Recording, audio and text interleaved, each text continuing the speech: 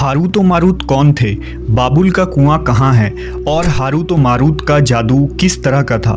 ये वो पुरअसरार सवालात हैं जिनके जवाब तो बहुत हैं और लिखने वालों ने भी बहुत कुछ लिखा है, लेकिन उन किस्से कहानियों में हकीकत को तलाश करना गहरे समुंदर से मोतियां निकालने के बराबर है। हारूत व मारूत के मुतालिक बुनियादी तौर पर दो तरह की रवायतें मिलती हैं, एक वो जो कुरान व हदीस और ताबईन के अक़वाल में मौजूद है और दूसरी वो जो तौरेत व इंजील और इसराइली रिवायतों में आती है, जबकि उन इसराइली रिवायतों को बेशतर उलमा और मुवर्रिखीन ने तायीद की है। इस वीडियो में हम उन दोनों तरह की रिवायतों और वाक़यात को मुकम्मल पेश करेंगे।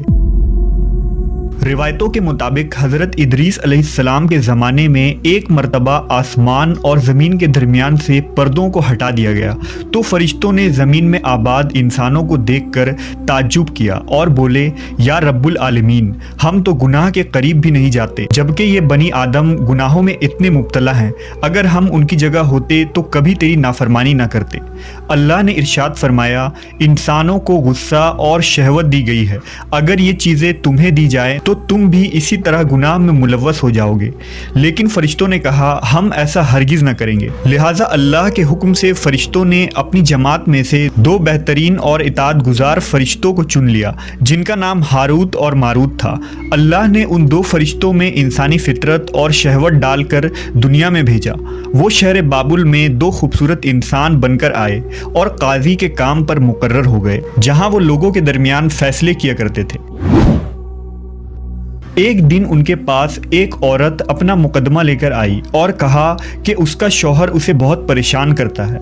हारूत व मारूत ने जब उस औरत को देखा तो वो उसकी खूबसूरती और हुस्न से मरऊब हो गए और उस पर आशिक हो गए। उन्होंने उस औरत से जिना की ख्वाहिश की तो औरत ने उनसे कहा, तुम्हारी ये ख्वाहिश मैं तभी पूरी करूंगी जब तुम बुत की पूजा करो, शराब पियो या मेरे खाविंद को कत्ल कर दो। हारूत व मारूत ने शराब नोशी को छोटा गुनाह समझकर पी लिया और नशे की मस्ती में दो और कबीरा गुनाह कर बैठे। उस औरत ने उनसे आसमान पर चढ़ने का अमल भी सीख लिया, जिसके जरिया वो आसमान पर जाते थे। जब औरत इस अमल के जरिया आसमान पर गई तो अल्लाह के हुक्म से उसे सितारे की शक्ल में मस्ख कर दिया गया। चूंकि उस औरत का नाम ज़ोहरा था, इसलिए वो सैयारा ज़ोहरा कहलाया, जिसे आज वीनस कहते हैं। इस गुनाह की वजह से हारूत व मारूत खुद वो इसमें आज़म भूल गए जिसे पढ़कर वो आसमान पर जाते थे और बतौर सज़ा उन्हें बाबुल के एक कुएं में उल्टा लटका दिया गया, जहां वो ता क़यामत यूं ही कैद रहेंगे। ये एक इसराइली रवायत है जिसे इमाम इब्न कसीर और फ़खरुद्दीन राज़ी जैसे मुफस्सरीन अफसाना और मन घड़त कहानी करार देकर सख्ती से रद्द कर देते हैं। वहीं इमाम सयूती जैसे उलमा इस रिवायत को मुस्तनद मानते हैं।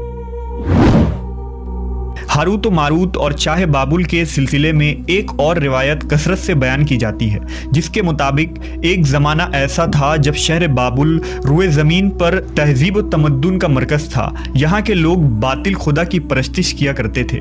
ये लोग अपनी किस्मत उनसे वाबस्ता समझते थे, इसलिए इल्म नजूम और इल्म फल्कियात में बड़े माहिर थे। उनके बुतकदों में सितारों की पूजा की जाती थी। ये लोग जादू, तंत्र मंत्र, सिफली को बहुत अहमियत देते और इस इल्म के जरिया मुआशरे में खूब फसाद फैलाते थे। ये लोग तिलिस्म, जादू, तंत्र मंत्र में बहुत आगे बढ़ गए। उनमें बड़े बड़े जादूगर मौजूद थे। उनकी तारीखी किताबों में जगह जगह जादू और तंत्र मंत्र ही नजर आता है। उनका जादू दूर दूर तक मशहूर था। मुख्तसर ये कि उस शहर का बाशिंदा होना ही जादूगर होने की अलामत थी। जब हज़रत सुलेमान अलैहिस्सलाम की हुकूमत आई तो आपने उन लोगों को इस शिरकिया अमल से रोका और उनकी सहर और जादू की किताबों को एक जगह जमा करके अपनी अजीम कुर्सी के नीचे दफन कर दिया, ताकि इस फितना अंगेज इल्म का जड़ से खात्मा हो जाए। जब सुलेमान अलैहिस्सलाम की वफ़ात हुई तो शैतान ने उन किताबों को दोबारा खोद कर निकाला और लोगों से कहा कि सुलेमान पैगम्बर नहीं था, बल्कि उन किताबों के जरिया हुकूमत किया करता था। लिहाजा हवा में उड़ना, जिन्नात पर काबू और सुलेमान अलैहिस्सलाम के गैर मामूली मुआजिज़ात दरअसल जादू और सिफली का अमल था। बनी इसराइल ने उसकी पैरवी की और उन किताबों को पढ़ना शुरू कर दिया। लिहाजा दोबारा ये शर अंगेज इल्म इस कौम में सुरायत कर गई। अल्लाह ने सुलेमान अलैहिस्सलाम पर लगाए गए इल्ज़ाम और तुहमत की नफ़ी करते हुए सूरह बकरा में फरमाया है, اور انہوں نے اس چیز کی پیروی کی جو شیطان سلیمان کی بادشاہت کے وقت پڑھتے تھے، اور سلیمان نے کفر نہیں کیا تھا لیکن شیطانوں نے ہی کفر کیا۔ لوگوں کو جادو سکھاتے تھے، اور اس چیز کی بھی جو شہر بابل میں ہاروت و ماروت دو فرشتوں پر اتارا گیا تھا، اور وہ کسی کو نہ سکھاتے تھے جب تک یہ نہ کہہ دیتے کہ ہم تو صرف آزمائش کے لیے ہیں، تو کافر نہ بن۔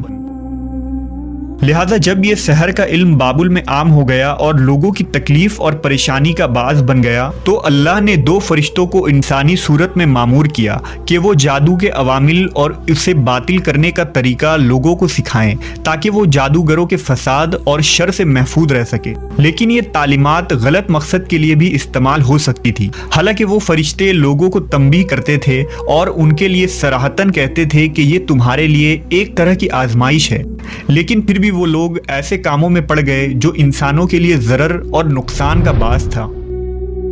بعض عربی داستانوں میں اس کنویں کا ذکر بھی ملتا ہے جہاں کئی لوگ پہنچے اور ہاروت و ماروت سے ملاقات کر کے جادو کا علم بھی سیکھا، جبکہ بعض مورخین کا کہنا ہے کہ عراق کے شہر حلہ کے قریب ایک کھنڈر میں موجود قدیم کنواں ہے جہاں سے بابل کی سرحد شروع ہوتی تھی۔ یہ اس کنویں کو ہی چاہے